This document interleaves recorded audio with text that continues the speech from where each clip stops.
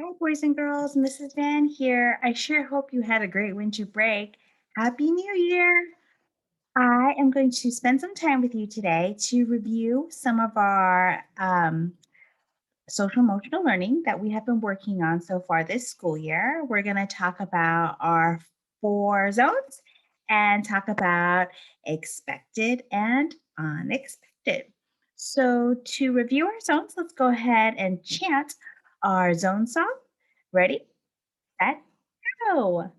Red, yellow, green, and blue.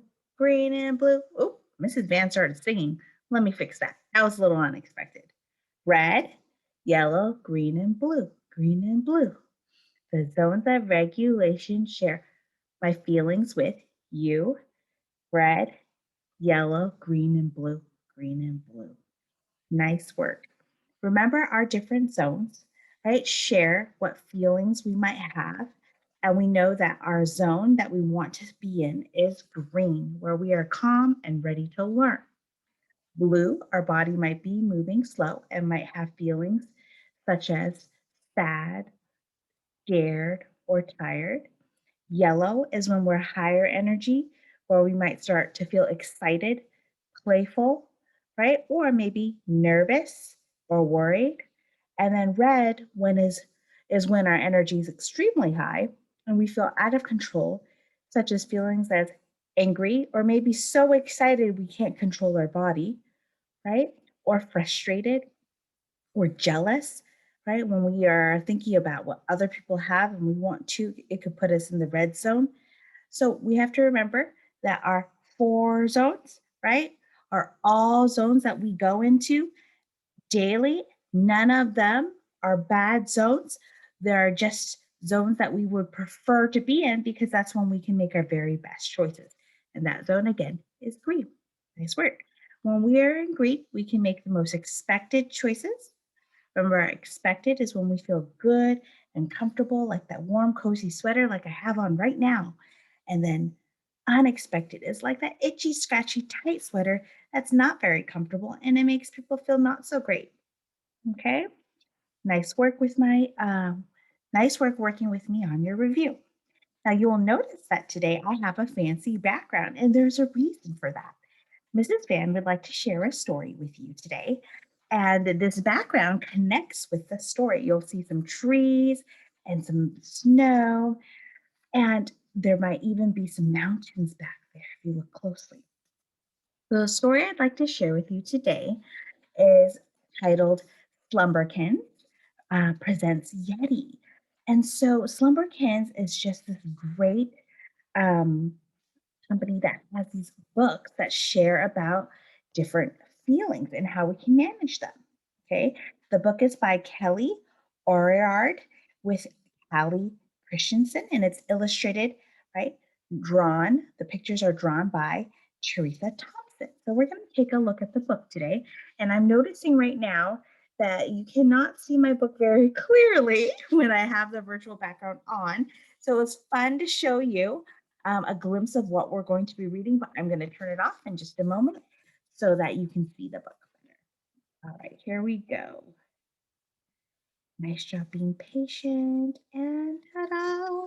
All right, so the story I'm going to share with you today, right, is about this character, Yeti. Okay, let's take a look here. There once lived a creature up in the snow who always thought ahead and was always on the go. The creature was called Yeti, and there was a reason she got her name. See some of that snow, right? And trees and mountains that I was talking about that was in my background.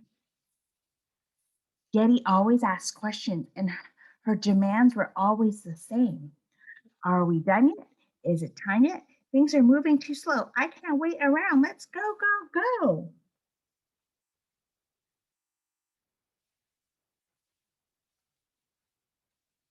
Food just flew in her mouth she didn't care to taste. She didn't notice the wind blowing in her face.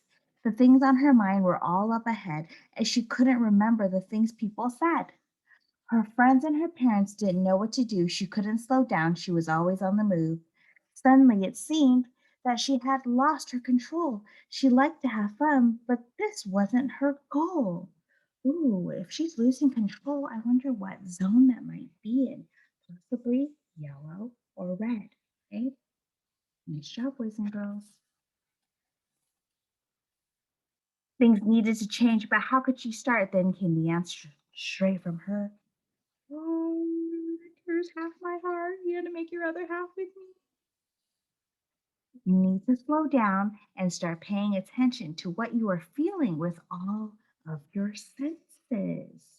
That's being mindful, thinking about seeing, smelling, hearing, tasting, feeling. Look with your eyes. What do you see? Pick something to look at and focus now, please. Look at it closely and focus your attention. Notice its color, its shapes, and all its dimensions. Notice what you hear. Maybe you missed it before, like the wind in the trees or the creaks in the floor. Take a moment to focus, stop, and then hear. Concentrate really hard so the sound becomes clear.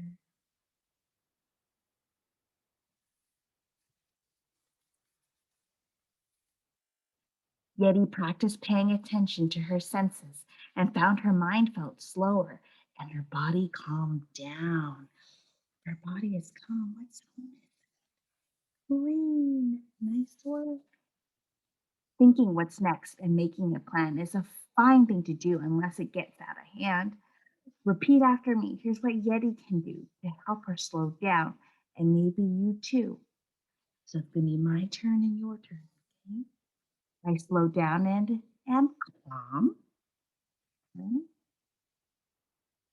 I sit very still. Your turn. I take deep breaths.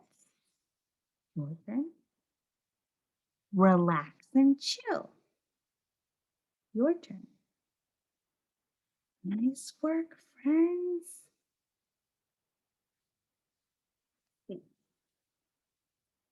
So I wanted to share at the very back. There are some other characters we might be learning and reading about. But Yeti represents being mindful. That helps us stay calm in the green zone and ready to learn. Thank you for listening to the story with me today. You will find that Mrs. Van has created some seesaw lessons for you to learn a few more calming strategies to help you stay in the green zone. And one of them is going to be breathing again. We have learned about square breathing, but we're also going to learn about mountain breathing just to give us a different couple ways where we can practice our breathing and some other strategies as well. All right, friends, see you soon.